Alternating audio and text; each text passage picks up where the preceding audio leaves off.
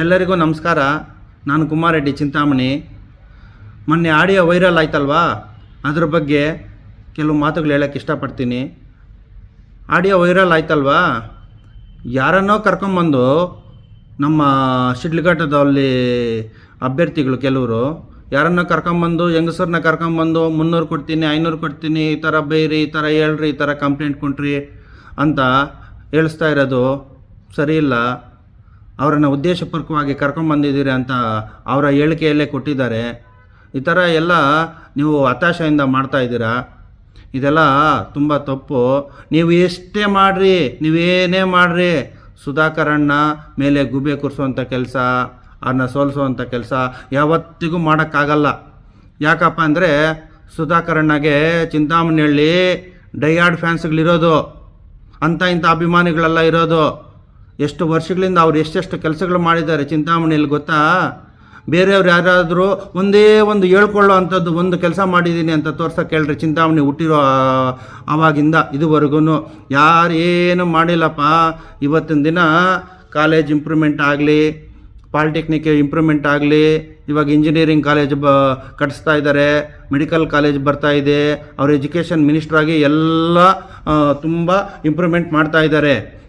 ಅಂಥವ್ರ ಮೇಲೆ ಗೂಬೆ ಕೂರಿಸೋ ಅಂಥ ಕೆಲಸಗಳು ಏನಕ್ಕೆ? ಈ ಮೀಡಿಯಾದವರು ಅಷ್ಟೇ. ಮೊನ್ನೆ ನೋಡಿದೆ, ಅದು ಯಾರೋ ಫೋನ್ ಮಾಡ್ತಾರೆ, ಇವರೇ ಮೊದಲೇ ಹೇಳ್ಬಿಡೋದು ಕಾಂಗ್ರೆಸ್ ಕಾರ್ಯಕರ್ತೆ ಮಾಡಿದ್ದಾರೆ ಅಂತ. ಯಾಕೆ ಆ ಥರ ಹೇಳ್ತಾರೆ? ಬೇರೆ ಪಕ್ಷದವ್ರು ಮಾಡಿದ್ರೆ ಬೇರೆ ಪಕ್ಷದವ್ರು ಬಿಡ್ರಿ ಅಂತ ಹೊಡೆದಾಕ್ತಾರಲ್ವ, ಕಾಂಗ್ರೆಸ್ ಕಾರ್ಯಕರ್ತರೇ ಬೈತಾ ಇದ್ದಾರೆ ಅಂತ ಸುಮ್ಮನೆ ಹೇಳ್ಬಿಡೋದು, ಅವ್ರ ಹೆಸರು ಬಿಡೋದು. ಆ ಹೇಳ್ತಾನೆ ಇದ್ದಾರೆ ನಾನು ಬೇರೆ ಪಕ್ಷದವರು ಅಂತ. ಆದರೂ ಇವ್ರು ಬಿಡ್ತಾ ಇಲ್ಲ. ಹೆಡ್ಲೈನಲ್ಲಿ ಕಾಂಗ್ರೆಸ್ ಕಾರ್ಯಕರ್ತೆ ಅಂತ ಹೇಳ್ತಾ ಇರ್ತಾರೆ. ಆರ್ಮ್ಯಾಕ್ಸ್ ಚಾನಲ್ ಅವರು ಈ ಥರ ಅವ್ರ ಮೇಲೆ ಎಷ್ಟು ಗೂಬೆ ಕೂರಿಸಿದ್ರೂ ಇಲ್ಲ, ಈ ಕೆಲವು ಮುಖಂಡರ ಅನ್ಯಾಯಿಗಳು ಗೂಬೆ ಕೂರ್ಸೋಕ್ಕೆ ಬಂದ್ರೂ ಚಿಂತಾಮಣಿ ಜನ ನಂಬೋದಿಲ್ಲ ಸ್ವಾಮಿ. ಈಗ ಜನರು ಕೂಡ ತುಂಬ ಬುದ್ಧಿವಂತರಿದ್ದಾರೆ. ಯಾರು ಏನು ಹೇಳಿಬಿಟ್ರೆ ಯಾರನ್ನು ಏನು ನಂಬೋದಿಲ್ಲ.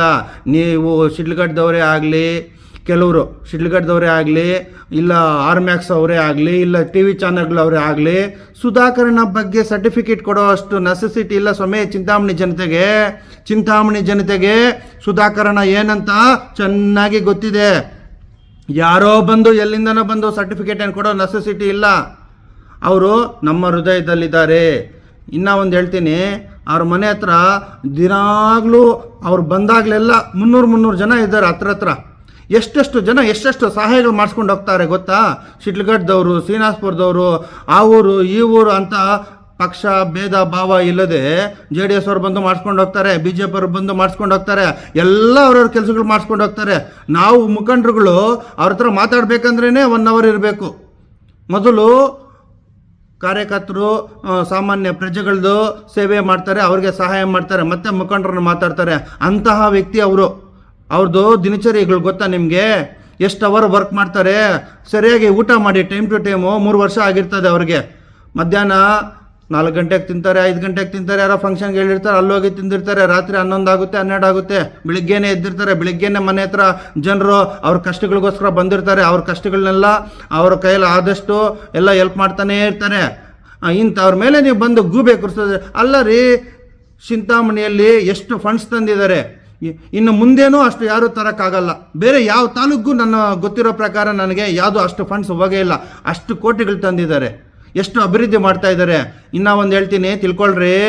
ಯಾವುದೇ ಆಗಲಿ ಬೇರೆ ಊರವರು ವಲಸೆ ಬಂದಿರ್ತಾರಲ್ಲ ಈ ಊರುಗಳಿಗೆ, ಶಿಡ್ಲಘಟ್ಟಕ್ಕಾಗಲಿ ಚಿಂತಾಮಣಿಗಾಗಲಿ, ಅವ್ರು ಯಾರೂ ನಮ್ಮೂರು ನಮ್ಮನೆ ಅಂತ ಮಾಡಲ್ಲ ಯಾವುದೂ ಕೆಲಸಗಳನ್ನ.